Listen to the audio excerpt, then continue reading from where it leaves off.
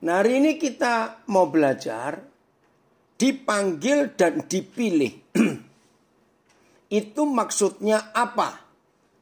Nah, kita buka dulu Yohanes 15 ayat 16. Bukan kamu yang memilih aku, tetapi akulah yang memilih kamu.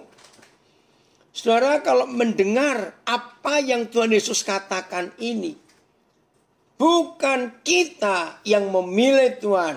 Oh, terima kasih Erik. Enggak pulang Balikpapan, ketemu orang tua. Ini Erik asal Balikpapan, ada di Surabaya sekarang. Saya ulangi. Kalau saudara mendengar Tuhan Yesus berkata, sebab bukan kamu yang memilih aku, tapi akulah, Tuhanlah yang memilih kita. Kira-kira muncul apa di benak saudara? Pertama kali saya mendengar ini, yang muncul begini. Nggak bisa sombong. Kalau sampai Tuhan pilih kita, bukan karena kita pilih dia. Sadar nggak? Mau sombong apa?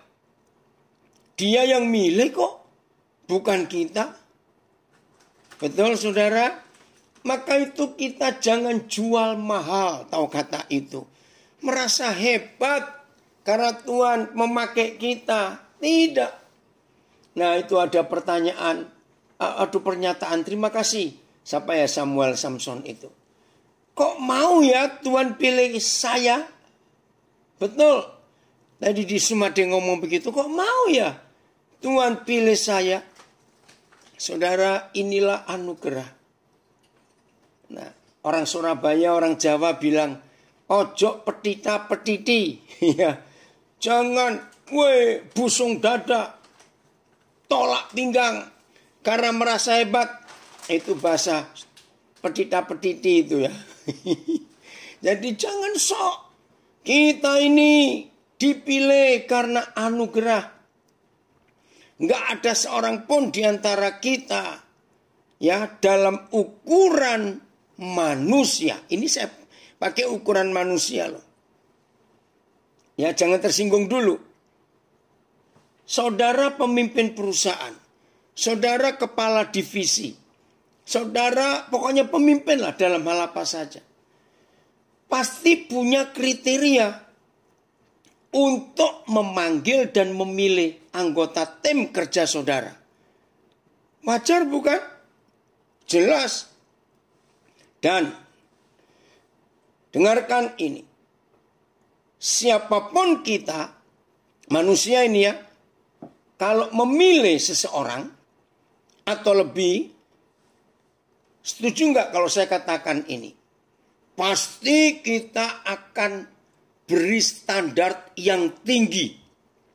Kriterianya wajar karena orang itu mau kerjasama atau bekerja di perusahaan kita. Wajar. High standard.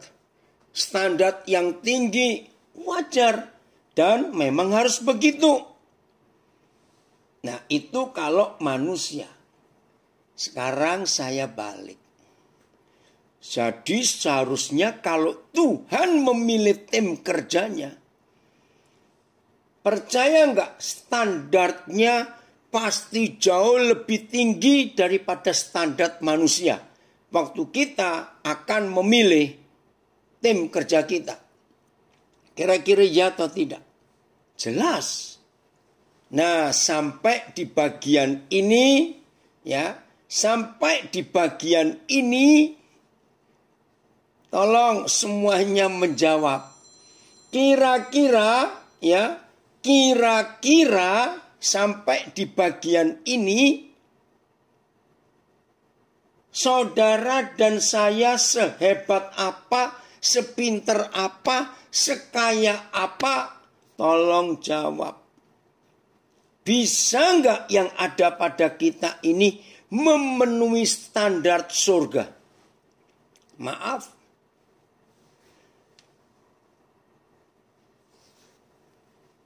Saya baca dulu, ini di Zoom lagi tidak masuk. Betul. Kok maunya Tuhan pilih? Weh, itulah dia. Kita nggak masuk standar. Nah, ini pilihan Tuhan atas kita. Satu kali ketika saya betul-betul lagi rasanya, aduh, gimana ini dengan Tuhan ya? Nggak pantas, nggak layak. Tiba-tiba kepikir gini loh, Tuhan, di luar saya kan banyak orang lebih hebat, lebih pintar, lebih kaya. Kenapa Tuhan pilih saya? Saya nggak tahu berapa banyak di antara saudara pernah merasakan itu. Bukan kamu yang memilih aku, tapi aku yang memilih kamu. Saya belum tahu. Terima kasih. Ini rekan saya Mbak Tuhan Jeffrey. Tidak memenuhi standar. Betul. Aduh Tuhan. Nggak cocok. Kita nggak cocok. Terima kasih Bapak. Terima kasih. Terima kasih. Maka itu saudara, kalau ada di antara kita bisa sombong di hadapan Tuhan, aduh, kita ini nggak tahu diri betul-betul.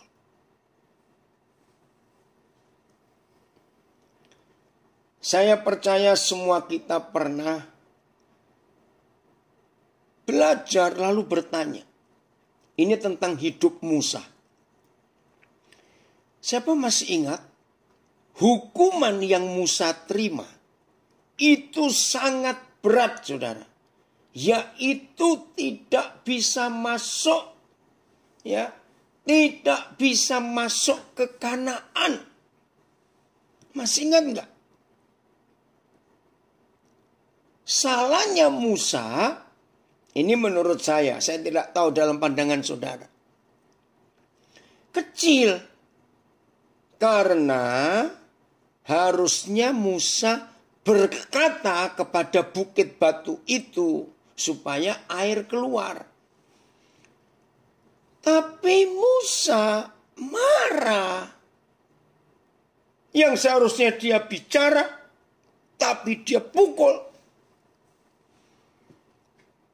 Nah, coba renungkan. Musa marah, itu bukan marah kepada Tuhan.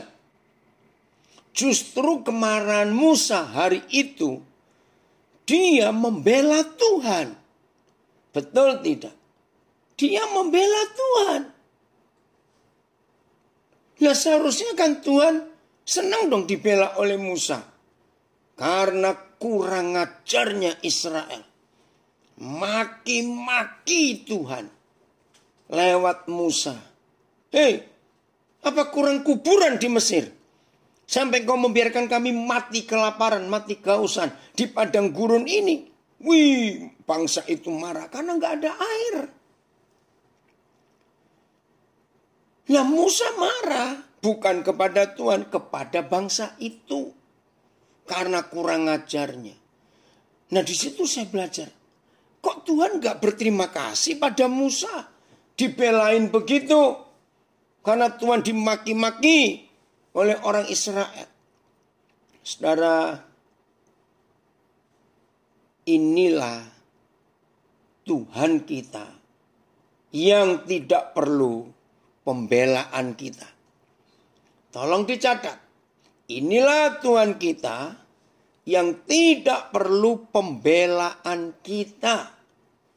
Dia itu bisa ngerjakan apa saja, nggak perlu kita bela. Maka itu di firman Tuhan nggak ada ayat panggilan untuk membela Tuhan, tidak ada. Kalau sampai ada agama yang minta umatnya membela Tuhannya, berarti Tuhannya itu lemah. Maka itu perlu dibela oleh umatnya. Betul tidak, saudara? Nah, Papa kita tuh gak perlu dibela. Lalu mengapa Tuhan menghukum Musa seberat itu? Gak boleh masuk Kanaan, saudara. Aduh, Mungkin kalau Musa itu saya akan protes. Saya akan ungkit. Maaf, apa yang saya ungkit? Jasa-jasa saya. Wih, keren sekali jasa-jasa kita di hadapan Tuhan. Kita ungkit. Pernah enggak kita berkata begini, Tuhan, saya ini kurang apa? Lihat, saya ini jungkir balik untuk pekerjaan-Mu. Lihat pengorbanan saya, Tuhan. Kenapa doa saya untuk anak saya ini Tuhan tidak jawab? Mudah-mudahan mulai hari ini tidak ada lagi seorang pun yang berkata begitu. Mengangkat, mengungkit, mengingatkan Tuhan tentang jasa-jasa kita. Mudah-mudahan gak ada lagi. Dengan konsep bukan kamu yang memilih aku, tapi aku yang memilih kamu. Itu artinya kita gak boleh sombong. Kita tidak boleh menunjukkan jasa-jasa kita di dalam gereja Tuhan, dalam pekerjaan Tuhan. Enggak. Ivan, terima kasih. Ada komen ya. Sikap Musa sudah bertindak seperti Yahweh Tuhan dan mendemonstrasikan kuasa yang bukan wewenangnya. Nanti kita akan bahas ini. Betul. Maka itu nggak boleh sembarangan.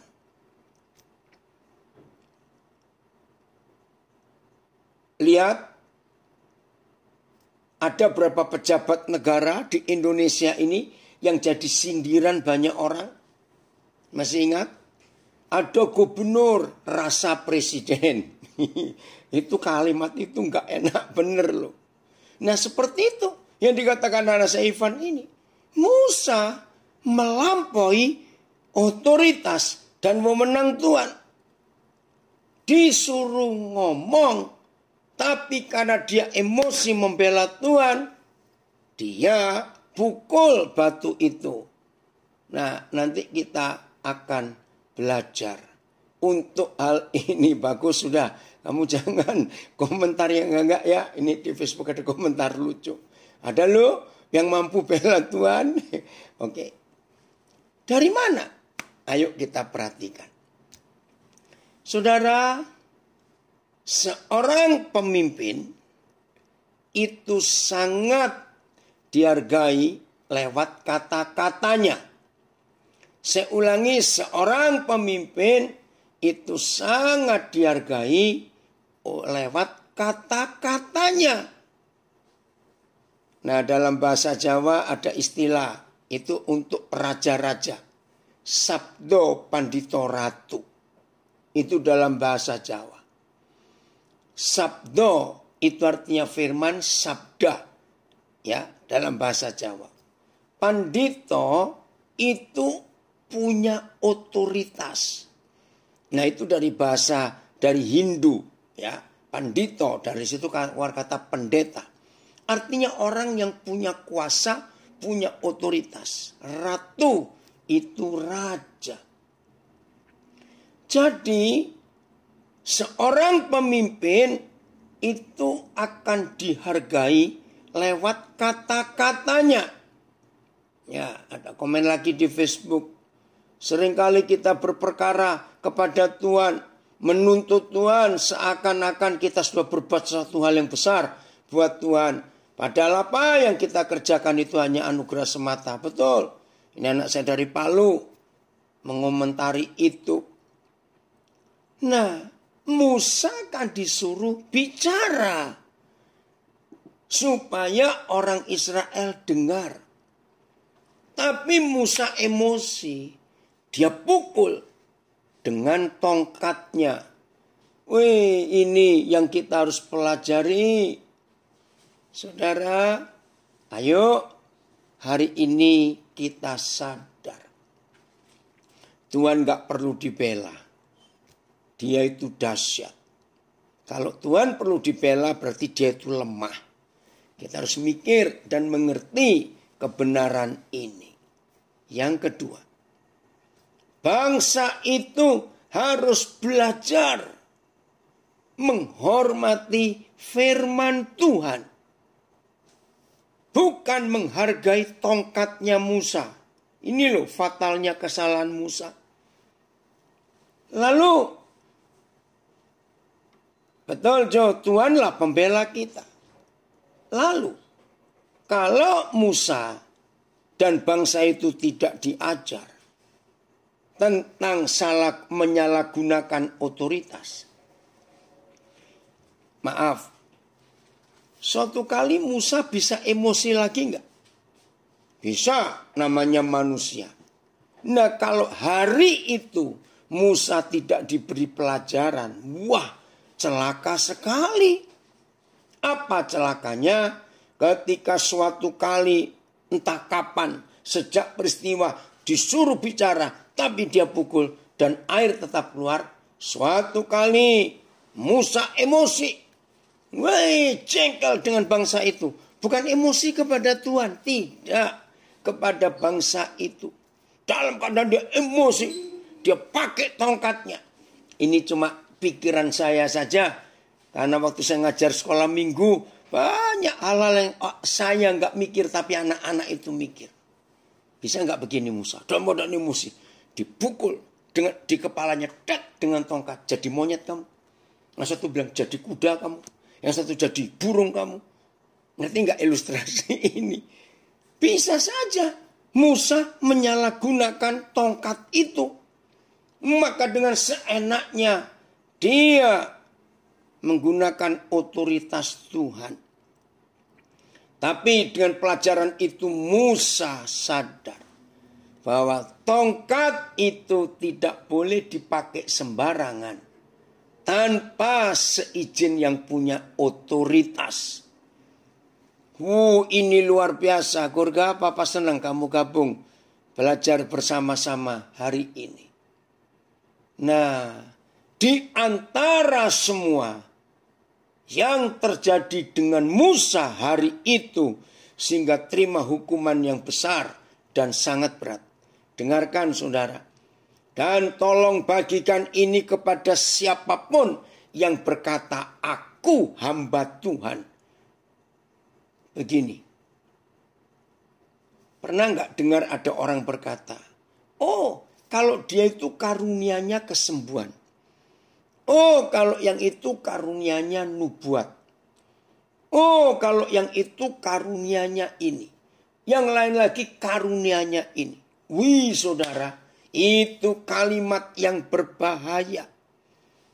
Tidak ada seorang pun, saudara perhatikan, yang berhak untuk memiliki karunia-karunia itu. Semuanya milik Tuhan. Yang dipercayakan. Ya dengar. Semua karunia.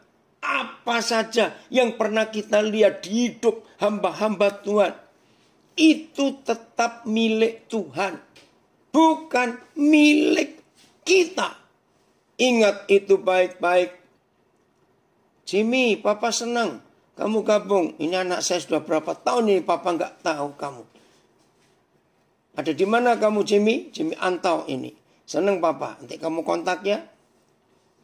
Nah karunia itu bukan milik kita. Itu semuanya milik Tuhan. Ya aduh. Siapa ini? Emmanuel Iwel dari Els. Papi lupa nak. Nanti kontak ya.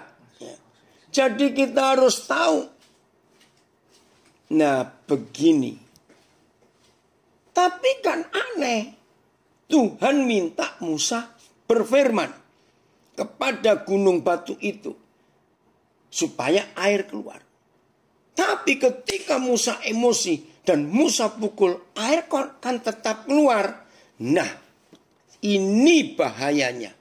Kalau ada hamba Tuhan tidak menyadari bahwa kuasa itu tetap milik Tuhan, karunia itu milik Tuhan.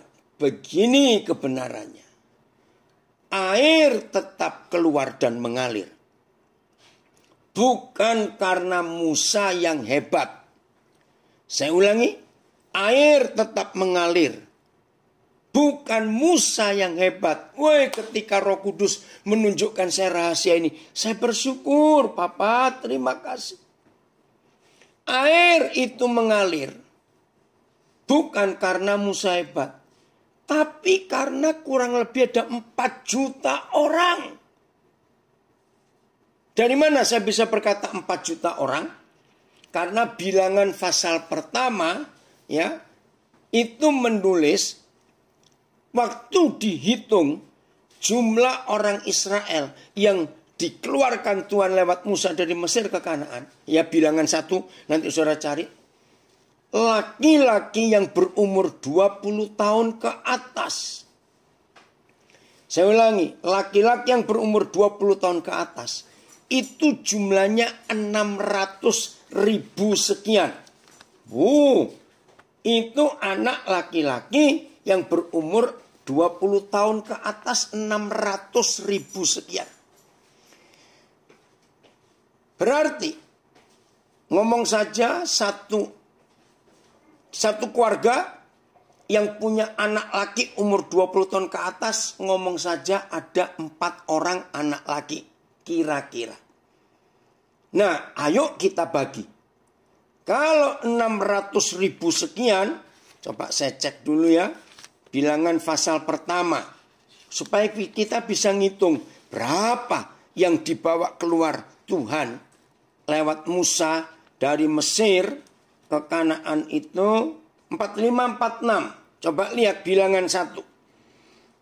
Jadi semua orang Israel yang dicatat menurut suku-suku mereka, yaitu orang-orang yang berumur 20 tahun ke atas dan yang sanggup berperang di antara orang Israel, berjumlah 603.550 orang. 603.000. Bayangkan. Belum adik-adik perempuan, belum kakak-kakak perempuan. Ya, nah saya hitung. Kalau anak laki-laki yang berumur 20 tahun ke atas, itu 4 orang milik satu keluarga. Nah, 600.000 dibagi 4 itu berapa? 150.000. Berarti ada 150.000 keluarga. Papa mama. Belum oma opa. Belum anak-anak kecil. Saudara bisa bayangkan jumlah mereka. Sebesar itu. Ngerti ya? Nah, bayangkan bangsa sebesar itu nggak ada air minum. Tuhan kasihan. Oh, ini anak saya jawab lagi di Manado. Puji Tuhan, nak, sudah lama kamu. Ya. Oh, kamu sudah punya 2 anak, Jimmy. Baik. Sekian juta orang nggak ada air minum. Tuhan sayang mereka walaupun mereka pemberontak. Jadi mujizat air mengalir. Saudara, karena ada sekian juta manusia yang kehausan, maka Yahweh Tuhan harus bertindak. Bukan karena tongkat Musa yang hebat. Bukan karena Musa punya karunia hebat. Bukan. Tapi ada sekian juta orang yang kehausan. Saya harap sadar. Yang sudah jelas dipanggil Tuhan dan dipilih. Mendengar kisah Musa, jangan ada yang sombong. Jadi begini mujizat itu. Saya tanya, ini cara berpikir. Kalau toh hari itu tidak ada Musa, ya, dengarkan. Kalau toh hari itu tidak ada Musa, saudara percaya enggak? Papa kita Yahweh Tuhan bisa pakai siapa saja. Demi sekian juta orang. Tidak kehausan. Maka itu jangan sombong. Lihat, saya lupa di Injil mana. Orang-orang Farisi marah-marah. Karena orang ribut, anak-anak kecil memuji-muji Tuhan. Terus mereka berkata, hei Yesus, suruh diam itu orang-orang. Ribut saja. Masih ingat Tuhan Yesus bilang apa? Kalau mereka diam, Tuhan bisa menyuruh batu-batu itu memuji Tuhan. Masih ingat gak? Nah, dengan firman itu kita belajar. Kalau saudara dan saya dipakai oleh Tuhan, dipanggil dan dipilih. Ya Wardah, terima kasih kamu gabung. Ingat, kalau saudara dan saya diberi kesempatan, dipakai oleh Tuhan untuk buat sesuatu yang dahsyat dalam panggilan dan pilihan pelayanan Tuhan atas hidup kita. Ingat, hari ini Tuhan memakai kita. Saya punya kalimat ini. Makasih Philip dari Florida. Musa marah waktu itu enggak termasuk sebagai righteous anger. Seperti yang disebut. Enggak. Musa marah yang kudus. Tidak. Karena dia emosi. Dia sombong. Dengarkan ya. Menurut firman ini. Kalau tidak ada manusia di situ, nggak ada hamba Tuhan, nggak ada orang yang terpanggil dan terpilih. Tapi di situ ada orang-orang yang sedang membutuhkan kasih Tuhan, sedang membutuhkan kuasa Tuhan, sedang membutuhkan mujizat Tuhan. Dengar, kalau tidak ada saudara dan tidak ada saya di saat kritis itu, ingat betapa sayangnya Tuhan kepada Bileam, nabi yang kurang ajar dan mata duitan itu. Maaf saya berkata, nggak ada siapa-siapa di situ. Yang bersama Bileam cuma satu makhluk keledai yang dia tunggangi. Nggak ada yang lain. Karena Tuhan sayang kepada Bileam supaya nggak terus berbuat jahat, mengatasnamakan Tuhan, tetapi seenaknya dia. Masih ingat? Siapa yang dipakai oleh Tuhan? Keledai itu. Wih, terima kasih Denny. Anak saya dari Pontianak ini.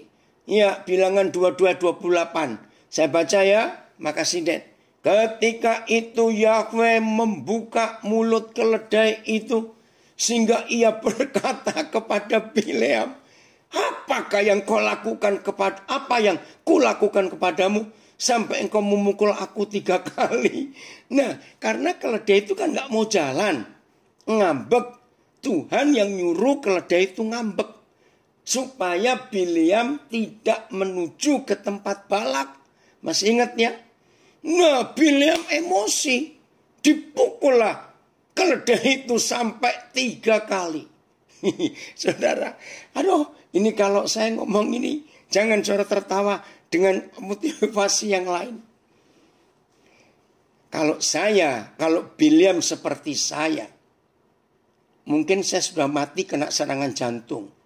Coba, ini loh, 2 bleknya Bileam. Tahu kata 2 blek? Itu bukan cuma keras kepala. Coba jujur, saudara, jujur ya. Ayo kita yang wajar ini. Naik keledai, nggak ada yang lain. Tiba-tiba keledainya yang kita naiki noleh ke kita terus ngomong. Kalau saya langsung jatuh, kagetnya luar biasa. Ih, keledai ini bicara. Loh, betul tidak? Tapi Bileam itu keras kepala. Kalau dia ngomong, dia bisa nyaut. Wih, maka itu tinggal lari keledainya Pak Filipus. Boro-boro sempat lari, saya percaya nggak sempat lari kita. Mungkin bisa kejang-kejang itu. Wih, siapa nggak kaget keledai bisa ngomong. Nah, saudara-saudara, rekan-rekan saya, hamba-hamba Tuhan, Ayo hari ini, kalau saudara dan saya dipanggil dan dipilih, bukan karena kita hebat, bukan. Karena ada orang-orang yang sedang butuh Tuhan saat itu. Dengar kalimat ini. Dan kebetulan, dengar, kebetulan saudara dan saya ada di saat itu. Betul, kalian bisa kena serangan jantung dia. Dengar ya, lewat Musa ini saya belajar. Kalau saudara dan saya dipakai oleh Tuhan, dipanggil dan dipilih. Lalu kita bisa membuat hal-hal yang hebat, hal-hal yang besar. Ingat, bukan karena kita hebat, bukan karena kita baik. Kebetulan, saya pakai istilah ini, kita ada di situ. Karena kalau nggak ada kita, nggak ada orang lain pun, Tuhan akan pakai apa saja. Saya nggak berkata pakai siapa saja. Amos, terima kasih. Ini anak saya dari Nabire yang pelayanannya mencari anak-anak yang terbuang di pasar, di jalanan, di terminal. Ini gabung di Facebook. Terima kasih Amos, papi senang kamu gabung. Sekarang ada berapa anak yang kamu tampung di rumahmu? Anak-anak yang gak ada keluarga, gak tahu dari mana. Ya, terima kasih Tuhan memakai Amos Yeninar ini. Jadi ngerti sekarang saudara, jangan sombong. Karena Tuhan punya rencana yang luar biasa. Ini anak saya Tovan Langi, dia hamba Tuhan. Di Sulawesi Utara juga. Betul papi, Tuhan bisa pakai siapa saja. Tapi perlu diingat, dalam perjanjian lama Tuhan tidak pernah memilih sembarangan orang. Tapi pilihan itu dikhususkan. Tuhan beda dengan PB, siapa saja. Nah inilah yang harus kita perhatikan. Terima kasih anak saya dari Brisbane. Kita hanya harus rendah hati untuk panggilan Papa. Puji Tuhan. Jadi semua kita harus menyadari bahwa Tuhan kalau memakai seseorang, maka karunia dan kuasa itu bukan milik orang itu. Bukan milik saudara dan bukan milik saya. Itu tetap milik Tuhan. Tongkat itu tetap Tuhan yang punya. Musa tidak boleh pakai sembarangan. Tidak boleh sesuai keinginan Tuhan. Jadi kalau saudara dan saya dipanggil dan dipilih, jangan sombong. Semuanya karena Tuhan. Sebentar, tadi di Facebook, siapa ini saya lupa. Ya, coba sebentar. Ya. Betul. Senta Tuhan tidak melihat Musa lagi saat itu. Tapi Tuhan melihat orang Israel yang begitu banyak. Sehingga Tuhan membuat air keluar dari batu. Iya. Karena mereka kehausan. Terima kasih Mike. Jumlahnya 603.550 orang. Oh puji Tuhan. Ya ini Kian K. Siapa ini? Papi lupa ini kamu. Dari Medan. Oh, puji Tuhan. Jelas ya? Ayo kita kembali ke Yohanes 15 ayat 16. Dipilih, dipanggil dan dipilih untuk apa? Ya. Puji Tuhan. Wow, so true. We are chosen yet humble to be part of His work. Thank you. Ya, kita harus merendahkan hati untuk dipakai menjadi bagian dari rencana Tuhan, pekerjaannya. Oke, saya baca lanjut. Yohanes 15 ayat 16. Dipanggil dan dipilih untuk apa? Bukan kamu yang memilih aku, tetapi akulah yang memilih kamu. Lihat kalimat berikut. Dan aku telah menetapkan kamu. Menetapkan. Wih, ini luar biasa. Oh ini anak saya jawab. Ada 12 anak yang ditampung di rumahnya. Anak-anak yang terbuang. Puji Tuhan. Ya, terima kasih. Amos, berjuang terus ya untuk anak-anak itu. Kami bersama kamu, Amos. Tuhan menolong. Saudara lihat kata menetapkan. Oke, terjemahan versi membaca dengan mudah. Bukan kamu yang memilih aku, tetapi akulah yang memilih kamu. Dan aku telah memberi pekerjaan ini kepadamu. Ada yang bisa nayangkan The Message atau The Passion dari bahasa Inggris. Kita mau bongkar kata menetapkan. Itu apa? Ya, di sini versi membaca dengan mudah memberi kamu pekerjaan. Nah, kata menetapkan ini artinya menentukan. Dipanggil dan dipilih lalu ditetapkan. Terima kasih Mike. Ini terjemahan apa? Amplified? Ya, Amplified ya. Saya akan baca. You have not chosen me. Jelas, kamu gak memilih aku. But I have chosen you. Dan aku yang memilih kamu. And I have appointed you. Appointed. Ya, menetapkan. I have planted you. Aku yang merencanakan untukmu. Ya. That you might go and be wrong. Ini planted, appointed. Ya, terjemahan dari Amplified. Oke. Sadar enggak? Setelah Tuhan panggil kita, lalu dia memilih kita, enggak cukup hanya sampai dipilih, tapi ditetapkan. Kalau istilah bahasa Indonesia, diberi SK, surat keputusan. Terima kasih, ini kemenakan saya, anak dari adik saya. Muncul, Sam, terima kasih. Ini The Message saya baca. You didn't choose me. Remember, I choose you. Ingat, bukan kamu milih aku, tapi aku pilih kamu.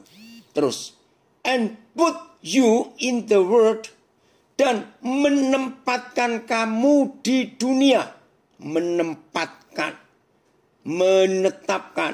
Terima kasih Sam. Kamu kirimkan The Message ini.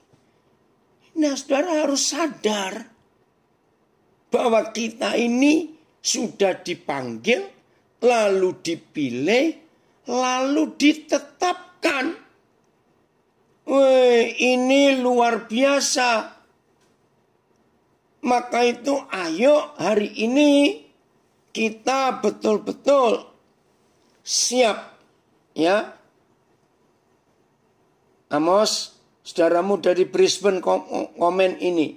Bahwa dia nanti akan ke Nabire untuk pelayanan bersama. Puji Tuhan. Iwan nanti papi beri nomornya Amos ya. Supaya kalian kontak. Saudara, ini yang kita harus tahu dalam hidup kita. Bahwa dia memanggil kita. Dia memilih kita. Dia menetapkan kita. Oke, saya baca dulu The Message. Ordain, ya ada yang nambahkan. Kata ordain sebentar. Siapa ini? Oh ya Ivan. Terima kasih. Mentabiskan. Ordain. Melantik. Kalau dalam bahasa pemerintah. Saya lanjutkan The Message ya. I choose you and put you in the world to bear fruit. Untuk menghasilkan buah. Ini ketetapannya. Terus. That will not spoil. Dan kamu gak sia-siakan. Gak dimanjakan. As fruit bearers. Sebagai orang yang menghasilkan buah. Maka ada jaminan. Whatever you ask the Father in relation to me. He gives you. Jadi minta apa saja. Yang ada hubungannya. Ada urusannya dengan aku. Nah, ini yang banyak disalah mengerti. Karena dalam bahasa Indonesia kalimatnya begini. Aku telah menetapkan kamu supaya kamu pergi dan menghasilkan buah. dan buahmu itu tetap. Supaya apa yang kamu minta kepada Bapa dalam namaku, diberikannya kepadamu. Nah, ini sering disalahgunakan. Wih, kalau gitu minta apa saja. Boleh ya? Tunggu dulu. Terjemahan The Message. Saya baca lagi. As fruit bearers, sebagai orang yang menghasilkan buah, whatever you ask the Father. Apa saja yang kamu minta kepada Bapa. Tapi dengan kondisi in relation to me, yang ada sangkut pautnya dengan Yesus. Terima kasih Jem untuk terjemahan ini. Catat. Jadi nggak semua yang kita inginkan, terus kita minta kepada Bapa, itu diberi. Tolong terima dulu teleponnya. Maaf. Ya. Jadi yang ada urusan dengan Yesus in relation to me, He gives you. Wih, luar biasa. Ini dia. Gak apa-apa nanti aja. Jadi kalau nggak ada hubungan dengan Tuhan Yesus, jangan minta. Ayo, berarti kalau kita salah gunakan ayat ini, ayo minta pesawat terbang 2, minta ke gerbong kereta api 4, kan boleh minta apa saja, enak saja. In relation to me, yang ada hubungannya, yang ada sangkut pautnya dengan aku. Itu pun harus kita ulangi dari awal. Yang dipanggil, yang dipilih, yang diordain, yang ditetapkan, ditentukan, diputuskan. Jadi nggak sembarang, nggak bisa semau-mau kita sendiri. Wah, gawat kalau khotbahnya jadi salah. Ya seperti kehendak Bapa. Ya jangan dipatenkan. Ini loh saudara yang Tuhan ingin atas hidup kita. Maka itu kalau kita melihat ini, wow, betapa hebatnya Tuhan kita. Jadi kita harus tahu mulai hari ini saudara dan saya ada di posisi yang mana? Berbuah. Ingat, tahun 70-an waktu Roh Kudus mengajar saya tentang Filipi 1 ayat 22. Kita lihat ya, Filipi 1 ayat 22. Ini yang luar biasa. Ini cucu saya tanya. Tapi ini Pak Opa ini nggak inget loh. Ini kamu ini yang siapa? Maaf. Di sini namanya Maria Thomas Tangga. Ya saya nggak tahu siapa. Opa boleh nggak minta mobil sama Tuhan? Nah ini Opa itu nggak tahu kamu itu umur berapa. Ya. Terus kalau minta mobil harus tahu umurmu berapa. Ini anak saya di Facebook. Cucu saya. Opa, bagaimana? Boleh nggak minta mobil sama Tuhan? Nah, Opa harus tahu. Tuhan harus tahu kamu umur berapa. Ya, yang kedua, kalau minta mobil, bisa mampu nggak bayar pajaknya, isi bensin, terus bayar perawatan mobil, servis, terus tanya punya garasi nggak untuk naruh mobilmu? Nah itu ditanya dulu semuanya, oke? Nah, yang terakhir, ya, Opa jawab, kalau kamu minta mobil, harus ditanya, untuk apa? Lihat loh, Opa aja sampai hari ini gak punya mobil loh. Sampai hari ini. Karena Opa gak perlu mobil. Loh, kok bisa? Nomor 1, taksi banyak, angkot banyak. Nomor 2, ingat, anak Opa juga banyak yang punya mobil. Kalau Opa perlu, tinggal telepon saja. Daripada Opa diribetin. Kalau punya mobil, mesti ngurus ini, ngurus itu. Ada garasi, ada. Sudahlah. Toh, nggak tiap hari naik mobil. Nah, maaf ini saya ngomong. Oh, Yona. Papa di mana sekarang? Ya, baru tahu nih, ini Yona. Oke, dengar. Kalau yang pantat mobilan, ngerti istilah pantat mobilan? Ada istilah mata duitan, ada istilah mata handphonean. Ngerti ya istilah-istilah itu? Nah, kalau ada orang pantat mobilan, itu artinya begitu dapat iklan mobil baru, aduh ini pantat ini rasanya gatal dan panas kalau nggak nyoba mobil baru itu. Saya ingatkan yang pantat mobilan. Semua kita secara wajar. Mobil terakhir yang manusia naiki, yang manusia tumpangi, itu pasti mobil jenazah. Loh, betul tidak? Ngapain pantat mobilan? Oke Kristo, selamat kumpulin angpau. Ini anak saya dari Surabaya. Gratis lagi. Jeki, nggak gratis mobil jenazah, ada yang bayar. Oke ya. Nah, jadi kita harus tahu. Oke, Filipi 1 sekarang. Filipi 1. Wow, rekan saya ini, Pak Rensio Sinaga gabung. Puji Tuhan. Ya, Filipi 1 ayat 22. Mari kita lihat. Ini akhir tahun 70-an. Waktu pertama kali Roh Kudus mengajar saya tentang hidup yang berbuah. Tetapi ya, kalau aku harus hidup di dunia ini, itu berarti bagiku bekerja memberi buah. Saya baca terjemahan BIS. Tetapi kalau dengan hidup di dunia ini, saya dapat melakukan pekerjaan yang lebih berguna. Nah, lebih berguna. Oke? FIYH. Tetapi apabila hidup akan memberi lebih banyak kesempatan untuk membimbing orang kepada Kristus. Nah, itu terjemahan kata berbuah. Terjemahan yang lain. Bentar. Oke, sama. Nah, saya baca The Message. As long as I am alive in this body.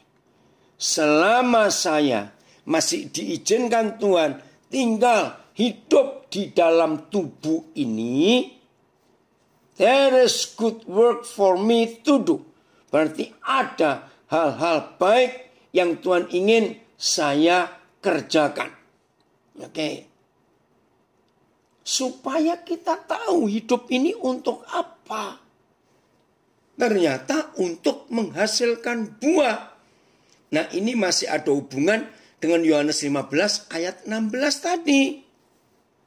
Saudara, ada 4 hal yang kita bisa belajar dari pohon buah.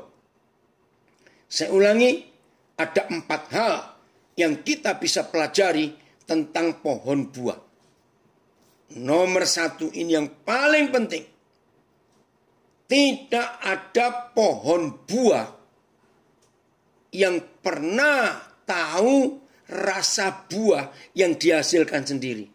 Karena tidak ada pohon buah yang pernah makan buahnya sendiri. Yang makan kita atau tetangga kita. Ini luar biasa. Saya baca ada komen di Facebook. Firman Yohanes 15 ayat 16 sungguh sulit dimengerti sebelumnya. Pasti Tuhan sudah tahu tentang kita. Tapi Tuhan mau panggil dan pilih kita. Karena anugerahnya kita ditetapkan menjadi saksi yang bisa dibaca oleh orang lain. Dan hidup kita berbuah. Tuhan mengasihi semua orang. Sebab itu Tuhan mengendaki semua orang selamat. Itulah tugas yang Tuhan berikan pada kita. Amin. Nomor 1. Dari 4 hal yang Tuhan ajarkan kepada saya tentang pohon buah. Tidak ada pohon buah yang pernah menikmati buahnya sendiri. Logikanya, untuk apa dalam hidup ini kita menghasilkan sesuatu, tapi kita nggak pernah menikmati. Yang menikmati orang lain semua. Tapi itulah kehidupan yang dipanggil dan dipilih, lalu ditetapkan untuk menghasilkan buah. Puji Tuhan, sahabat saya dari Nabire, Pak Mujiono, gabung. 1. Jadi saudara jangan pernah menuntut Tuhan untuk kita bisa menikmati hasil yang Tuhan kerjakan lewat hidup kita. Maka itu Musa harus diajar oleh Tuhan. Dia pikir hebat. Setelah dia bisa buat mujizat itu, maka orang Israel memuji-muji dia. Tidak. Semuanya milik Tuhan. Musa tidak boleh menikmati hasil jeripayanya. Dia melayani bangsa yang tegar tengkuk, kurang ajar, pemberontak itu. Tidak. Maka itu rekan-rekan pelayan, jangan merasa sudah hebat pelayanan kita. Lalu kita bisa menikmati. Tuhan, tolong dong berkati aku Tuhan. Aku kan sudah capek-capek melayani Tuhan. Masa Tuhan gak memberi aku sesuatu? Ini loh konsep yang salah. Sehebat apa saja Tuhan pakai seorang di antara kita, jangan pernah coba-coba menikmati hasil pelayanan itu. Pohon buah tidak pernah menikmati dan tahu rasa buahnya sendiri. Nah, ini ada komen di Facebook. Cerita. Betul, Koden. Kemarin papa teman saya meninggal dunia. Orang kaya. Mobil mewahnya banyak. Tapi akhirnya juga naik mobil jenazah saja. Itulah fakta hidup. Oh, terjemahan sederhana Indonesia. TSI tadi. Terima kasih Mario. Nomor 2. Kalau ada pohon buah, pasti ada biji buah. Untuk apa? Hidup ini harus multiplikasi. Tahu kata multiplikasi? Terus maju, ada lagi, ada lagi. Nah, maka itu kita mikir, setelah Tuhan panggil kita nanti, siapa yang meneruskan? Semua pohon buah pasti ada biji, dan biji itu ditanam, tumbuh pohon yang lain lagi. Dan begitu pula seterusnya. Kalau sampai hari ini di dunia bisa menikmati begitu macam ribuan, mungkin puluhan ribu jenis pohon buah. Itu diciptakan Papa kita di Taman Eden. Dan bijinya terus berkembang sampai saat ini. Maka itu hidup harus bermultiplikasi. Nomor 3. Pohon buah nggak pernah punya kartu nama atau pasang iklan. Ngerti nggak maksudnya? Begitu pohon buah itu berbuah, burung-burung, kelelawar, ya kupu-kupu, termasuk manusia, pasti akan datang ke pohon itu karena melihat bunga dan buahnya. Nah, pertanyaannya, sampai hari ini umur berapa saudara? Sudah berapa orang yang datang ke hidup saudara karena orang-orang itu melihat ada buah-buah yang mereka cari dalam hidupnya? Ngerti ya? Nomor 4. Di mana ada pohon buah, ada pohon buah, orang bisa merasa teduh, merasa aman di bawahnya. Seperti itu hidup yang harus berbuah. Jadi saudara, kalau hari ini Tuhan memanggil dan memilih kita. Saya ulangi, Tuhan memanggil dan memilih kita. Lalu dia menetapkan untuk kita menghasilkan buah. Betul, Mike. Dia komen, pohon tidak pernah mempromosikan diri sendiri. Tapi oranglah yang mencari untuk menikmati. Betul. Ini yang luar biasa saudara dalam hidup kita. Betapa indahnya Tuhan dipermuliakan. Kalau sepanjang umur hidup saudara dan saya sudah dipanggil, lalu dia pilih, setelah dipilih dia tetapkan. Setelah dia tetapkan, kita harus berbuah dan Tuhan dipermuliakan. Minta apa saja. Tapi yang ada urusan in relation to me, yang ada urusan terhadap Tuhan Yesus, pasti Tuhan akan menyatakan dirinya lewat kita. Oh, ada kesaksian dari anak saya di Pontianak. Saya baca, ini anak saya ini punya pelayanan yang unik, mengumpulkan orang-orang gila di jalan. Saya dengar khotbah papa di HP, khotbah 7 tahun yang lalu, tentang yang terhina dalam Alkitab, yaitu Matius 25 ayat 40 sampai 45. Saya nggak usah baca. Akhirnya membuat saya merenung siapa yang paling hina di kota Pontianak. Akhirnya saya ambil keputusan, melihat di sekitar saya ternyata ada orang-orang yang terhina, yaitu orang-orang gila, dan sampai ambil keputusan buka yayasan dan mengambil semua orang-orang di tiap gang dan di jalanan. Dan sekarang puji Tuhan, saya bisa mengerjakan proyek Tuhan ini. Dan saat ini lagi tahap pembangunan. Karena tempat yang lama sudah ditutup. Karena didemo oleh sekelompok intoleran di kota Pontianak. Puji Tuhan. Ini dia. Martin. Puji Tuhan. Aman ya kamu gak kena banjir ya? Di Pantura. Ya. Jadi jelas ya saudara. Ayo mulai hari ini kita betul-betul tidak pernah takut untuk menghasilkan buah. Ya, supaya nama Tuhan dipermuliakan. Dan tidak ada urusan untuk kepentingan kita pribadi. Tidak. Semuanya untuk kemuliaan Tuhan. Oh, ini yang Tuhan inginkan. Oh, makasih Mike. Ayat 7 ya, dari versi membaca dengan mudah. Tetaplah tinggal di dalam aku dan ikutilah ajaranku.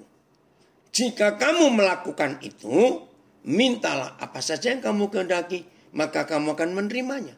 Syaratnya tinggal di dalam Yesus dan mengikuti ajarannya. Nah, seringkali pendeta pun salah khotbah. Jadi saudara, menurut Yohanes 15 ayat 7, mintalah apa saja. Tunggu dulu rekan-rekan hamba Tuhan. Harus punya 2 kondisi. 1, tinggal di dalam Yesus. 2, menuruti ajarannya. Maka orang yang hidupnya di dalam Kristus dan orang itu hidupnya menuruti ajaran Tuhan, maka permintaannya enggak aneh-aneh. Minta emas 10 kilo, berlian 2 ons.